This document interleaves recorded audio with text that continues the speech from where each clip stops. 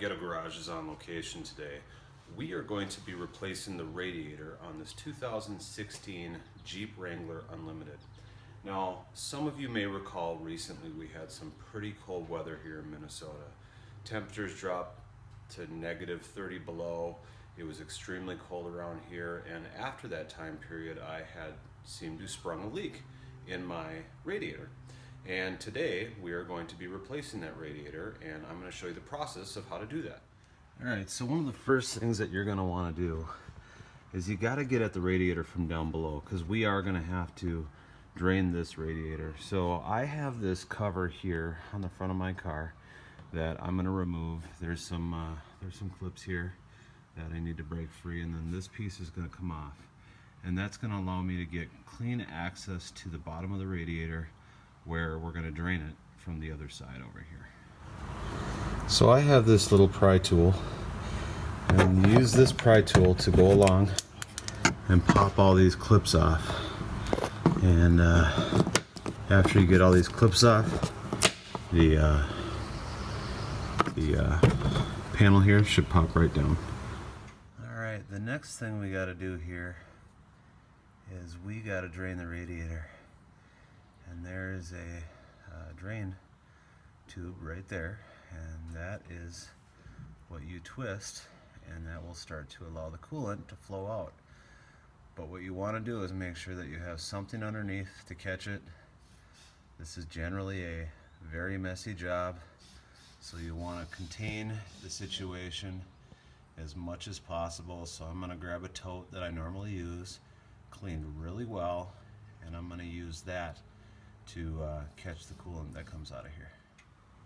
Now I'm doing something a little different here. You can let it drain from the tube or the regular spout, but I actually had this tube that I got wedged in here, and that allows me to control the flow of where I want this to go a little bit better, and that way it doesn't get all over these parts here. It kind of flows clear of it. So I'm going to use that and kind of guide the fluid where I need it to go, which is in this tote that I have down below here. Alright, now that we got this draining, we're going to let that sit for a while. I am going to take a jack and jack up this side of the vehicle a little bit so I can get as much of that radiator empty as possible, because that's going to make it just way easier to transition the old radiator out and the new radiator in. The one thing that I want to just remind everybody is that there's some science involved here, that you can release that drain plug and it's not going to drain until you release the pressure at the cap and allow air to get in there and to create a good flow. So I have a controlled flow right now. I could loosen things more and increase the flow, but I'm not going to, because I like where all of this is going, and I'm okay waiting until this is all drained out appropriately. Alright, we got the jack up underneath here, so again I'm tilting it towards the side where this drains, and this is still trickling out of here. To help with things, I'm actually gonna, I already released that cap, but I'm also gonna take off the top radiator hose. That's got to come off anyways, so that's just a tension clamp.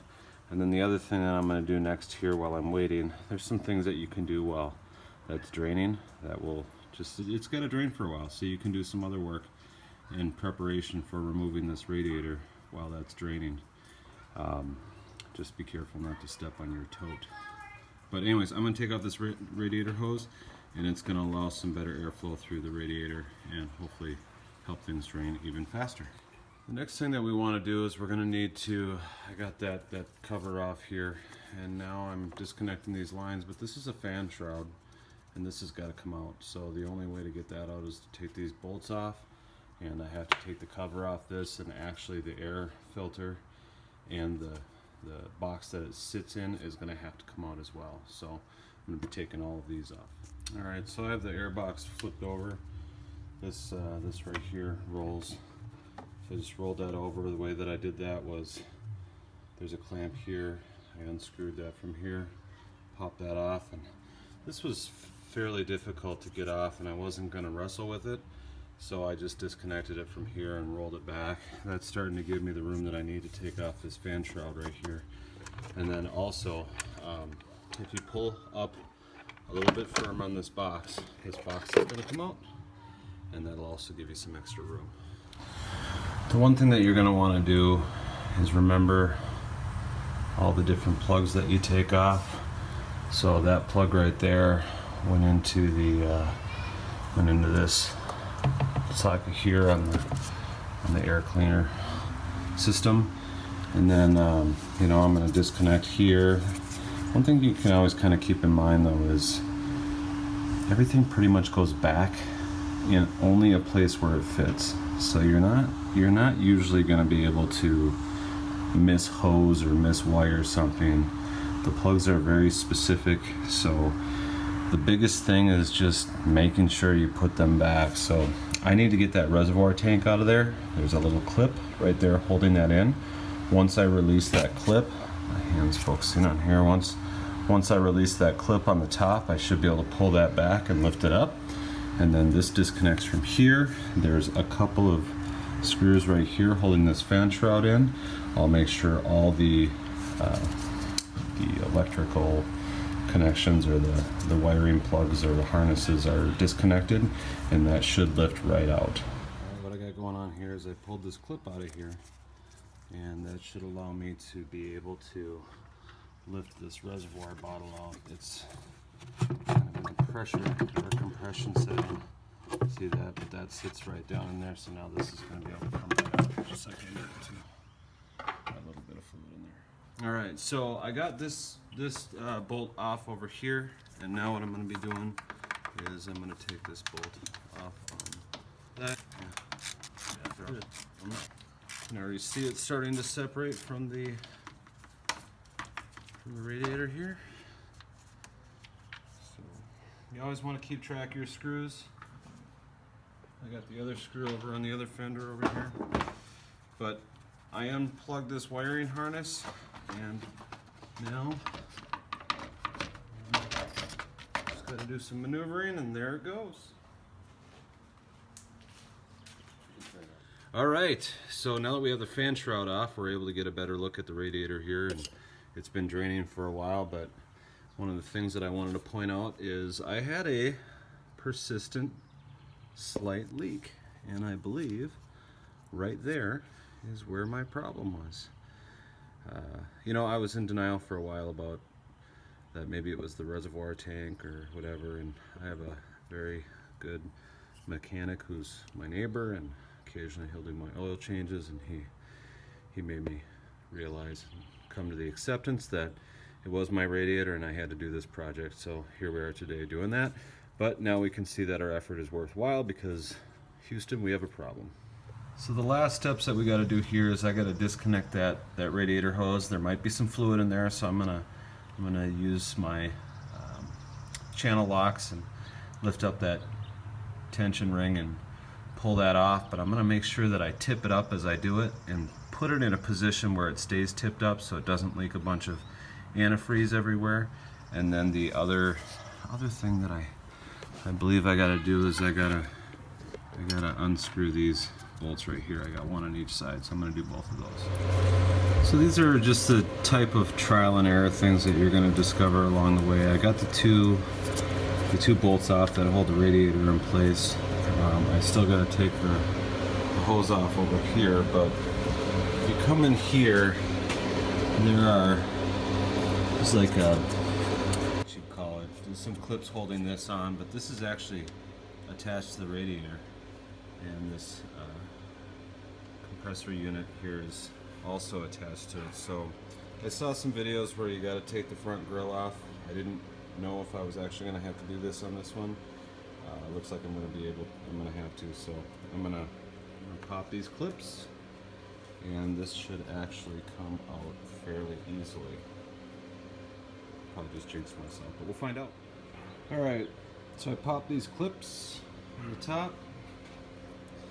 And there's, in my bumper here, there's a nice little area where I can store stuff.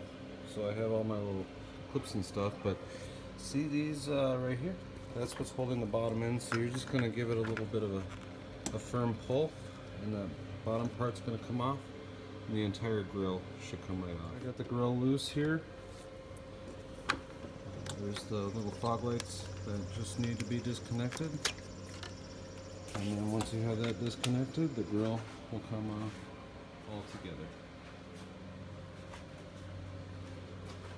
The one thing that I'm just going to set that aside over here. The one thing that I'm going to do here is, I believe if I just take off these two screws and these two screws, this is going to disconnect this unit from the radiator. And then I also have to just, I may or may not have to pull these pins. We'll see what disconnects when I pull these off here. But there's one down there as well, and then there's another one down here as well. You can kind of see it down the road. There it is. You can see it, sneaky thing.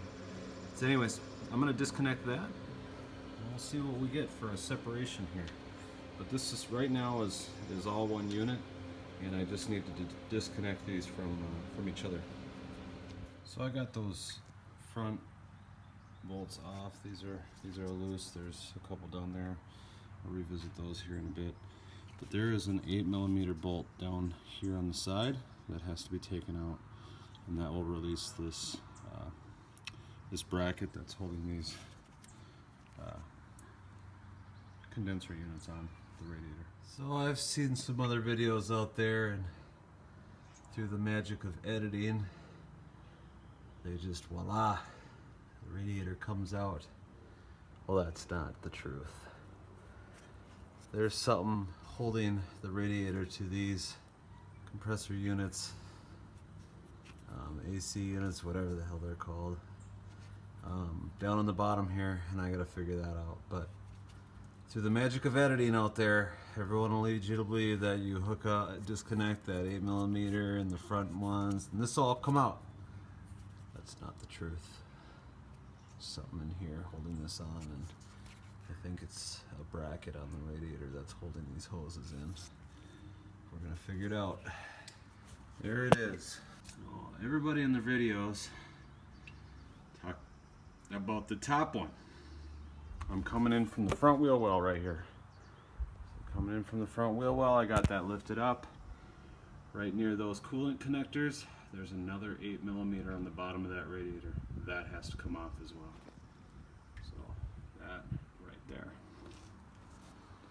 Alright, so I got it out. It wasn't easy, but yep, these were being held in down here by this.